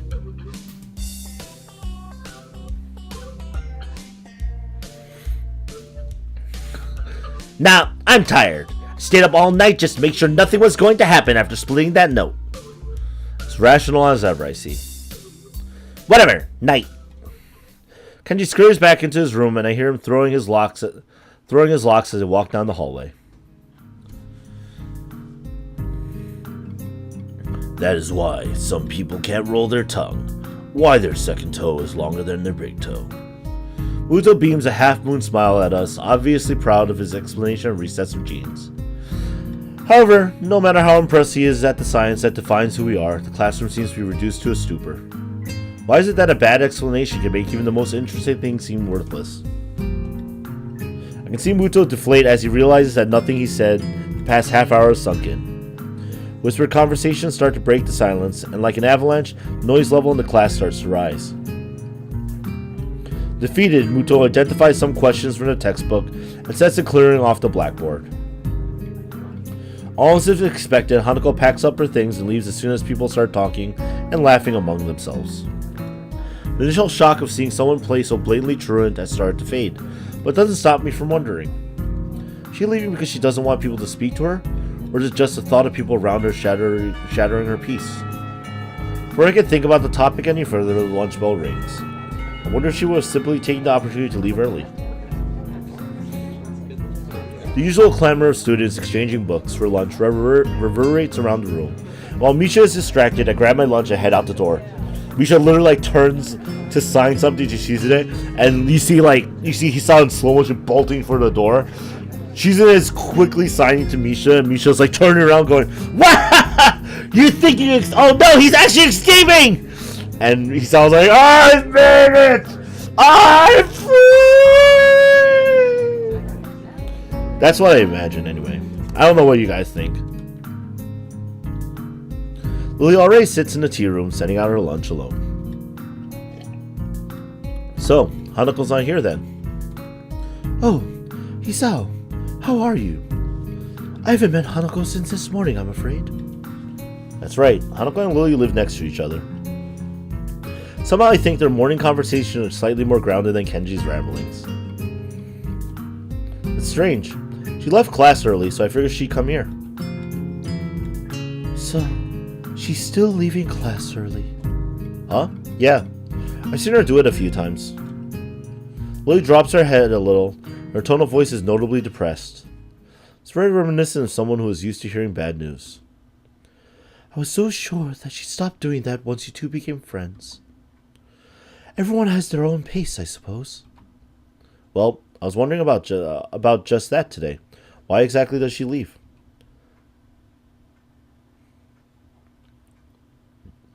I'm not entirely sure myself. I personally think it's because she doesn't want to be put in a situation where she has to answer someone. I have a flashback of my first meeting with her when I thought she looked like a cornered animal. Maybe it wasn't far from the truth. But she seems fine with talking to you, and with me, a bit. It's a little more complex than that. I imagine that the first thing most people ask her about is her scars and what happened. For example, I saw a movie recently that had an accurate line. And the character goes, "Would you like to know how I got these scars?" I think something violent happened after, because I wasn't quite sure how to make out the rest of it. She rarely talks about it with me, but I can tell that she doesn't like to remember whatever happened back then. Leaving class and running away from discussions is a preemptive strike, if you will. Huh. So then how does that explain her talking to me? You said it yourself yesterday at breakfast. You tried to ignore her scars. Once she saw that you weren't going to ask her about that, she opened up herself to you. I guess you're right. Maybe, I don't know. You know her better than I, so I'll take your word for it. I wouldn't worry about that. I'm sure you'll come to know her as well as I do soon enough. I welcome the prospect of her having a new friend, and the two of you have such similar interests. Well, I hardly count reading as a team sport. It is good to have company, though. That's my point. Hanako is still an average person at heart.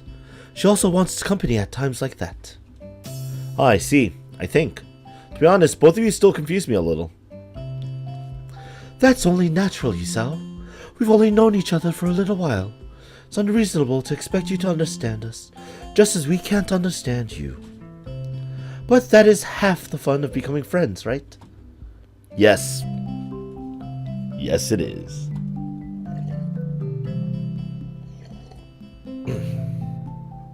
Although, I suppose there is the matter of us being opposite genders.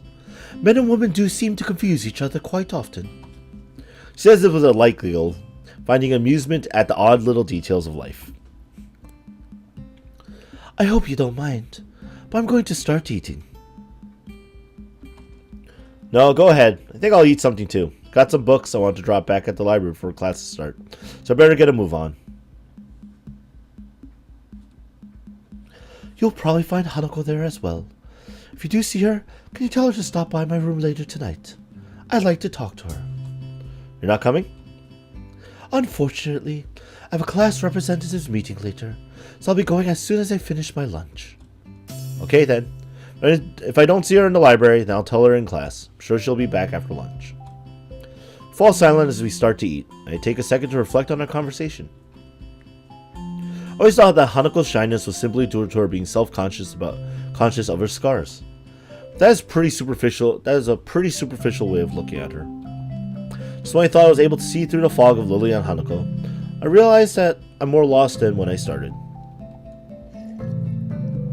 Lily quickly finishes her lunch, acutely aware of our meeting. I don't blame her. She is most likely going to be there, and I doubt she wants to give her the satisfaction of another argument. I must be off. Same time tomorrow. Same time, same channel. Better head off too. Don't want to risk being late. Lily smiles gently, picks up her cane, and walks out into the hall. I turn my back on Lily as we head in opposite directions. For some reason, I find myself hoping she doesn't get into another fight with Shizune. As much as I like Lily, Shizune and Misha have been pretty instrumental in helping me adjust. Even if half of our conversations are thinly veiled recruitment attempts. Hisao and Misha and Shizune are there, and Hisao's like, yo, how do I solve this problem? And like Misha passes like a note from Shizune that says, I'll tell you if you join the student council. Then again, I barely know either of them. Maybe they were previously leaders of some kind of secret society, but their love for each other drove them apart. Man, I need to stop reading cheap fiction. It's rotting my brain. Either that or I've got to move away from Kenji and his bad influence.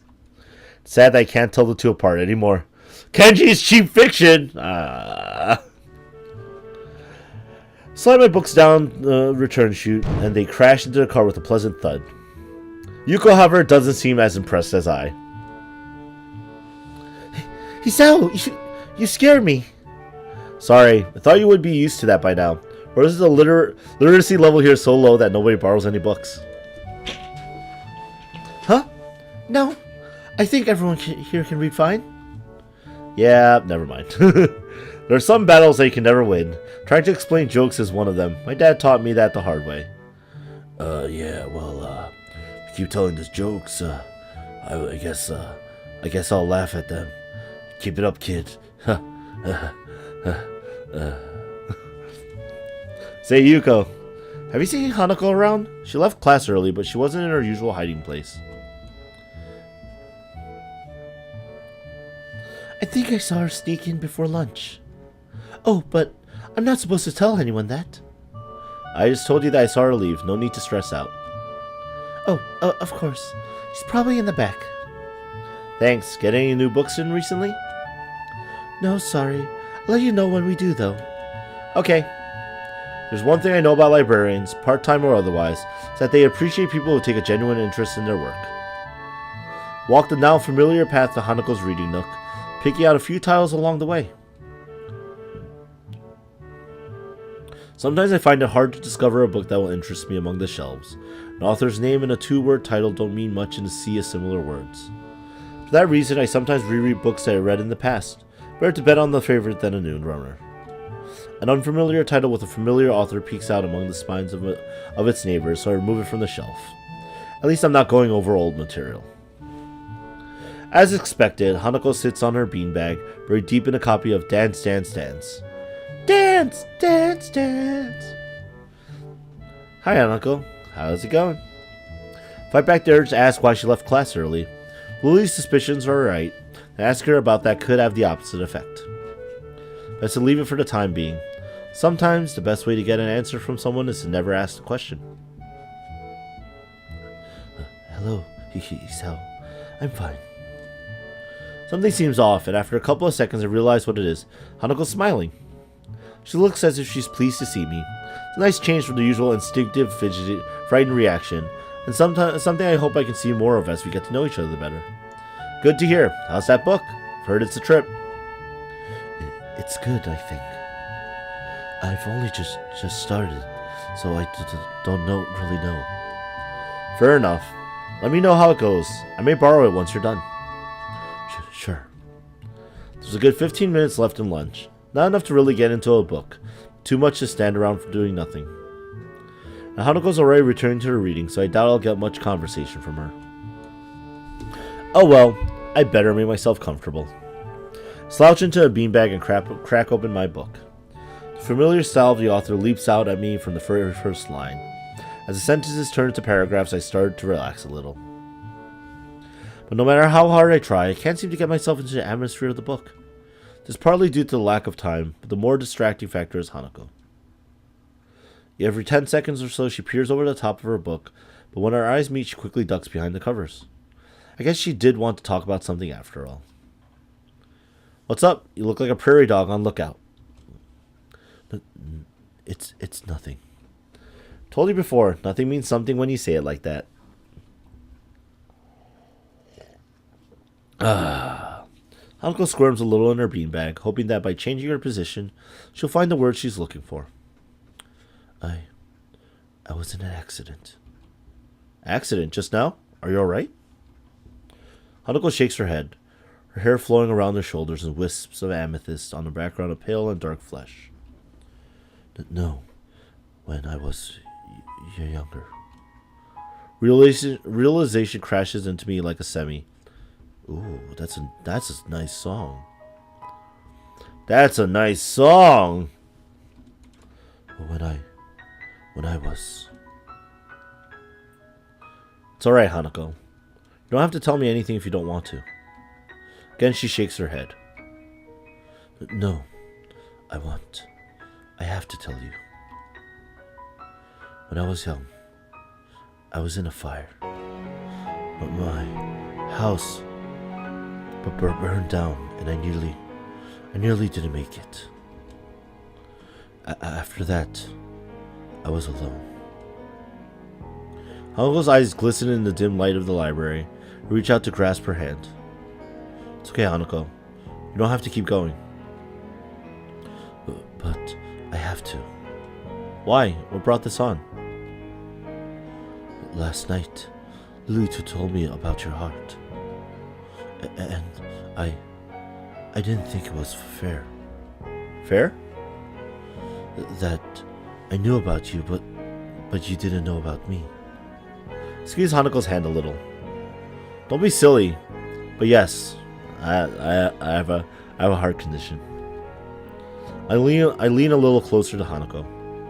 What I didn't tell Lily is that I had my first attack when a girl confessed to me. Smile a little to break the tension. Really? Really. I haven't heard from her for a while though, so I guess it's all over. You know, that's a pretty morbid way of putting it, but that was a very out of scene funny line to say that way. Oh my god. Yo, this song is beautiful. What the hell? Yo. Anyway, I know it's all over. There's no way to interpret what happened the last time I saw her. Some ways, not having heard from her again has helped me move on from that period of my life. So now we both know a little more about each other, but you don't have to talk about things if you don't want to. In fact, I feel a little bad even thinking about that whole incident. I almost smell the hospital's disinfectant burning the back of my sinuses again. Imagine Hanako is going through the same thing now. When I was in the hospital, I went to the burn ward once, and only once. I was bored, so I went for a walk through all of the wards.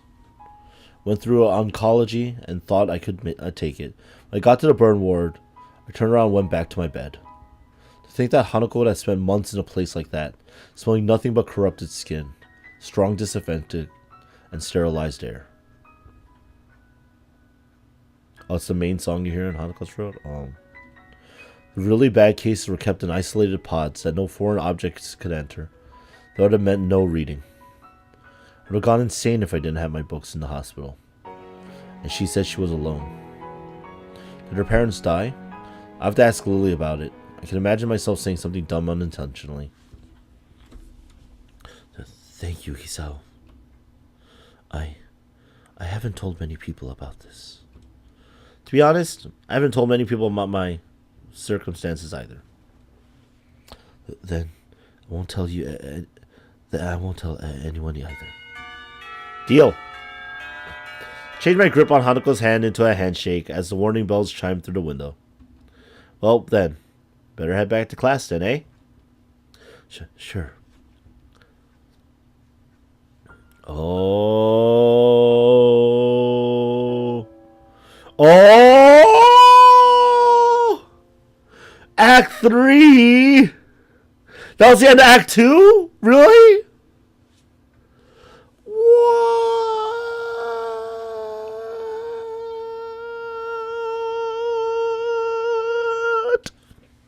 I was actually very surprised. Like, I can't believe it. Like, that was really quick in comparison. How many acts are there? Huh?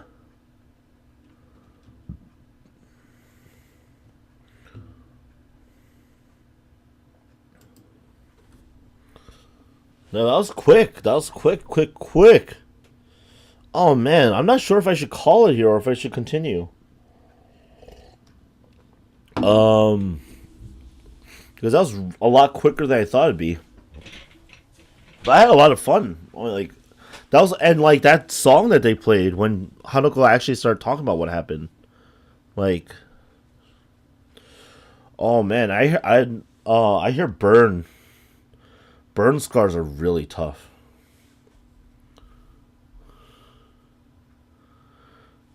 There are 4. Continue. So, in theory, I'll probably be able to finish Hanako's route next week, right? Tom's like, just continue. Just keep going. I need more Hanako. Alright. Yeah, we're still pretty early, so. One more scene? Okay. One more scene, then. The tint of the room slowly changes from the shine of the afternoon to the orange of dusk. A clock lazily ticks away the seconds, counting in the background on the verge of hearing. What did I just do? Oh. I'm not clicked into the window. Boop. Okay. No matter how long I wait, the outcome cannot be changed. The diminutive playing piece makes a small click against the board. Like a wound spring, Hanako makes her move only moments after mine. It's embarrassing. In comparison to my 5-minute moves, she seems to know exactly what she wants to do. Wait. Again! What does this make this? 3-2? Stalemates don't count. Damn, you're getting better at this every day. That or she's been holding back. Never had thought it when I first met her, but she really has a knack for this game. Chess seems to have become a popular pastime for the two of us, hiding away in the tea room playing a game or two after classes. From here, the students outside can just barely be heard milling about. The everyday noises from below remind me a little of my life over Yamaku, though I'm by now well aware that it's a life I'll never get back to. Fancy another game? I have to finish my homework. Oh well, I'll see you tomorrow then. But what about this? Hanako points to the tea set surrounding the mostly empty chessboard. Don't worry about that. I've got it. Oh, okay. See you. Later. Hanako departs as I start cleaning up the area. The occasional whistles and cheers from the sporting clubs outside become less frequent, eventually approaching silence. Part of me still wants to be in some kind of team, as I played soccer and other sports before my accident. I guess it's only normal to feel nostalgic about what I can't do anymore. But I have other reasons than that for my coming here so often. I don't feel so bad about losing that part of myself because of them. Lily is a good friend by now, but it's the small exchanges I have with Hanako that feel especially dear. Small victories I feel every day as I see more of what she's like under her self-imposed shell. That's why I come here most of all. As I'm putting away cups and saucers, I hear talking outside the door. Pausing for a moment to listen, I can make out that it's Hanako and Lily and decide to go outside to investigate. Are you quite sure? I'm sure. Hisao. Hanako turns to see me with a look of mild surprise as she notices me at my approach. Lily must have caught her just as she was about to leave. Oh my, Hisao is here as well. Afternoon, Lily. What's up? I was hoping Now that I've finished with my class representative duties for the day, I might have the two of you accompany me for my tea at Shanghai. It'd be nice to enjoy ourselves outside of the school for a change. I'd be up for it. I think Hanako had work to do, though. It's not all that much. Wonderful. It seems that we're decided then. I cast my eyes across the cafe as the three of us step in. As usual, there are only a handful of people around at most, and the noise level is quiet background hum. Discord voice chat? Sure, Tom. I'll get my phone ready for that. The hold Lily has on Hanako's arm remains just as it has been for the entire slow walk down the hill to the local town. Though it's hard to say for which reason, for Lily's guidance or for Hanako's reassurance. For a moment, Lily removes her arm from Hanako to retract her cane, as Yuko quickly skitters over to where we stand, but soon replaces it right back where it had been. Welcome to Shanghai. May I take your order? She gives a deep bow, her well-delivered and professional introduction putting her in a good mood. It's a nice change from the norm for Yuko. Just tea, please. Hanako, Hisao. I'll have a slice of pie and a coffee. Just a tea, please. Coming right up. Please take any seat you wish and I'll be back shortly. Yuko gives a smile and a nod before shuffling to the counter. We make our way to some empty seats by the window in quick measure.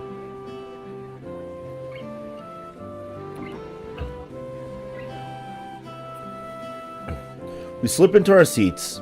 The girls on one side with Lily's cane propped up beside them, and I on the other. I realize that Hanako's not doing something that she so often does. Rather than keeping her eyes pinned to the ground and hiding behind her blind escort, busily trying to convince herself that the world around them doesn't exist, she's merely keeping her eyes low and helping Lily around. Are you okay, Lily? You look tired. She lowers her head a little, looking somewhat embarrassed as she let it show. Class representative work can be tiring, considering that it often means dealing with the student council. Very tiring indeed. How do the other representatives go? Better than I, but not by much. Shizune is a harsh taskmaster, no matter whom she deals with. Doesn't sound like you particularly relish the job. Why do you do it in the first place if it's that bad? Being a class representative is enjoyable, and I can deal with the responsibility well enough. It's just that the people involved are sometimes... She trails off, cutting her words at a rather opportune spot. It'd be hard to imagine Lily cursing, but I imagine that if anyone could make her do so, it would be Shizune. She's like, sometimes the people involved are little bitches that make my job even more difficult. Hanako looks to be withering a bit in the light of such conflict, but before I can steer the topic away a little, she stands up. Hanako? I'll be back in a bit. What? With that, she leaves for the restrooms. Suppose that's one way to deal with the situation if that was indeed her motivation. Lily, however, looks a little wounded. Don't worry about it. I don't think it was you. But... I think she's been getting stronger recently. You've seen it yourself, right? That went a bit awry. Fortunately, Lily doesn't look offended. And now I really shouldn't be quite so scared stepping on that landmine around her. Possibly. Sometimes. I find it hard to tell, though. Silence reigns for a moment before 2 teacups of pie and a mug of steaming coffee appear in front of us. Notice that Yuko takes special care to place the teacup against the tip of Lily's fingers, letting her know where it is.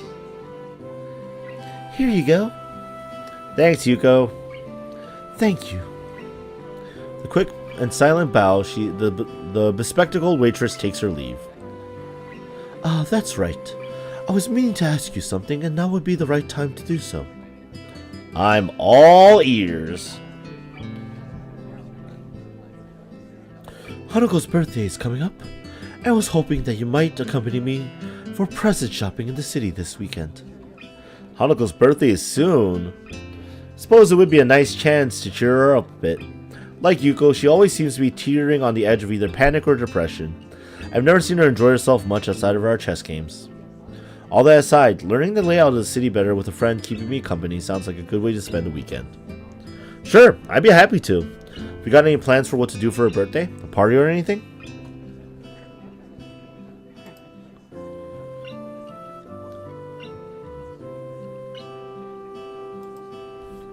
Hanako being Hanako, perhaps a low-key affair would be. Lily suddenly cuts herself short, leaving me to wonder why she brings her teacup to her lips and begins to sip. For a few seconds, I notice Hanako walking up to us over her shoulder. Lily's hearing must be very good indeed. It was the sound of the restroom door opening that tipped her off. Hanako takes her seat once again and wastes no time in drinking her tea. Soon the three of us are quietly eating and drinking as the sun sets. It's a nice way to spend the remainder of the day's light. Makes me appreciate the quiet and serene surroundings in Yamaku. I think I'm really beginning to like life here, as isolated as it may be. I have to go find like a new coffee shop to like frequent. This makes you really want to. I finish off the last of my coffee and rest the mug on the table while the girls talk between themselves. The coffee here is a little bitter for my taste, but still quite good. Better than what I can make for myself in any case. The girls' discussion is mainly focused on their respective reading preferences, which does give me a little curiosity about a related topic. Hey Hanako, I was just wondering, aside from chess and reading, do you have any other hobbies or things you like doing? She completely stopped in her tracks, looking quite surprised that anyone would be interested in asking such a question about her. It takes her a little time to formulate a response. I guess I like singing a little. I'm okay with computers as well, but I don't use them all that much. Singing is not exactly something I expected to hear. It's hard to imagine her singing voice, given how soft-spoken she is. Lily, on the other hand, simply nods. She must already know all this, since she's been friends with Hanako for 1 year or so by now. Well, what about you? Me? She hesitates before quickly flicking her head up and down. It's only logical that she'd want me to talk about my hobbies after she told me hers. There's chess, obviously, but also... there was soccer as well, though. I can't really do that anymore. Reading, which I picked up in the hospital, is surprisingly hard. Lily and Hanako look a little put off by the direction this is taking. The more I think about it, the more I am too. It sounds as if you picked up quite a few things since your accident. Lily's candor is coded with probably the most positive spin one could put on what I said. Hanako, however, is silent.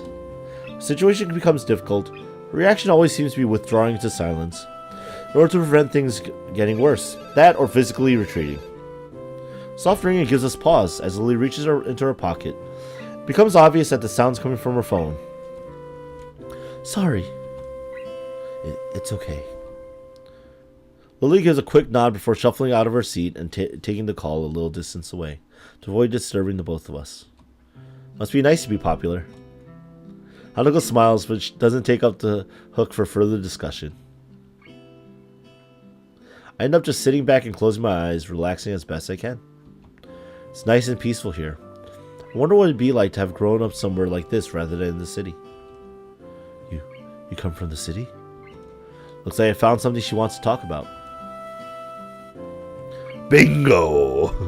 Yeah, you could say I was a city kid through and through. It sounds like a lot changed. It did. I'm still not quite sure what to make of it all, though. It's a bit of a culture shock in more ways than one. You must have gone through something like this when you first arrived at Yamaku, right? Imagine most new students would. Not really. Hanako gazes a little to the side, looking unwilling to go on. Tilt my head inquisitively, but a couple of seconds pass with no further answer.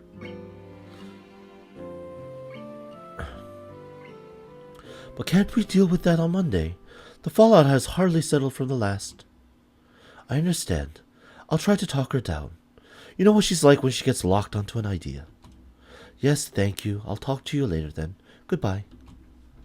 Lily's conversation ends with the snap of her phone closing. She returns to our table but doesn't take her seat. Need to go? Unfortunately, class representative work calls once again. I can come with you. It's all right, Hanako. I'll just be going straight to the student council. There's no need to spoil a fine evening on my account. Besides, if you were to accompany me on my way back to the school, who would keep our poor Hisao company? Okay. Hisaos get quite lonely, you know? I can join you for tea again later tonight, if you like. I may well need it. We agree on that plan, and Lily says her farewells to the both of us, taking her cane after Hanako passes it to her. Despite an offer to pay for Lily's share, she insists on giving us her portion of the bill, and gives her regards to Yuko as she takes her leave. And then we're alone. It may be all well and good to leave Hanako and me alone to have some time together, but all it typically means is the two of us sitting near each other in silence for a while. I wonder what I must look like to Hanako. I never thought of myself as a scary person, but to have someone my own age acting this way around me makes me intensely self-aware, as if it's my fault that she's so troubled. She might get more used to people if she were to stop being so cloistered in Yamaku. But then again, when even people much older than her react so strongly after a single glance at her face, she may well feel the same way I do now. It's a real catch-22. Oh, I understand that reference because of that book. I know the catch-22 book. It's good. She stays in Yamaku, she won't get used to socializing. But if she leaves, any efforts she might try would get thrown back at her by the people who can't deal with her scarring. Want to order something else to keep us going? We haven't had much of a dinner after all. Hanako brightens and nods vigorously, glad that I brought up the topic for her. Catch Yuko's gaze as she dutifully comes over to take our orders. Would you like something else? I'll just have a sandwich special and a hot chocolate. Bit late for coffee by now. Hanako? I'll have the same.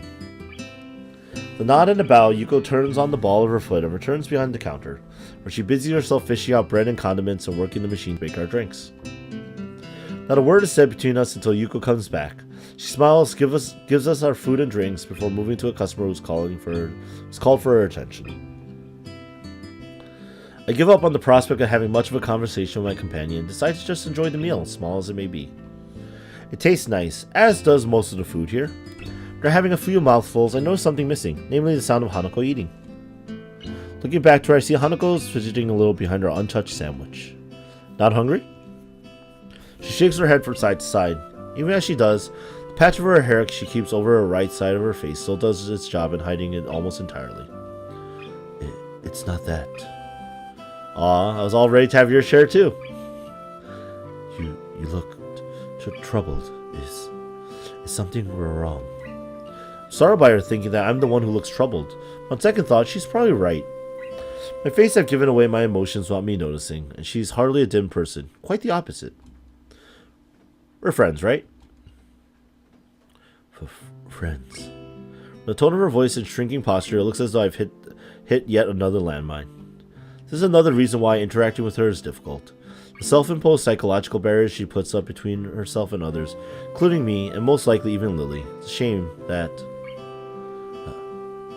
I think that we are. A little taken off guard by Hanako's straightforward answer, all the more since I was about to give up on getting any reply at all. I see. Am I wrong? So sorry, No, it's just, hearing confirmation of that from you is reassuring. To pick up on what you said earlier, since coming to Yamaku, I've been a bit uneasy about how I should relate with others. I find myself chuckling a little, surprising how much of a relief that was. I feel my face smiling as I pick up my cup of hot chocolate and bring it to my lips. Ouch, that's hot! That's why. That's why I haven't eaten yet. I was waiting for my drink to cool down first. I guess I'll wait then. Both of us share a little chuckle. The situation isn't really that funny, but for some reason, it feels like laughing is the most natural thing to do right now. I guess we were both a bit wound up about each other. So busy thinking Hanako was the one with something wrong. Took her to remind me that I was uneasy as well. But be that as it may, it still feels a little nice. A little nice to have someone thinking about me like that in her own way. Following a long, quiet trudge up the hill and into the school grounds, the two of us find ourselves between the two dormitories. Regular night patrols pass between the male and female dormitory buildings, both for security and to quickly raise the alarm for any medical issues that may arise. The guard currently on duty notices us and gives a quick nod as he continues on his way. Loud yawn escapes from Hanako's mouth before she has a chance to cover it. I have little doubt she's fairly tired by now. I better be off to my room then. See you tomorrow, Hanako. Good night. We separate and begin to walk our separate ways before I stop and look back. Hanako stands there, waving to me as she smiles. I smile and wave back to her, and after a few seconds she turns and walks up the stairs to her dormitory building, disappearing through the door. These little moments we share between us feel like a small treasure. One thing is so sure. I want to protect that small, delicate smile she so fleetingly wears around so few people. I wonder about these feelings I have when Hanako's around, and when I'm able to do things for her, whether they may be the seed for something beyond what we share now. Was that the scene? Yeah, that was a nice scene, though. That was pretty quick, actually.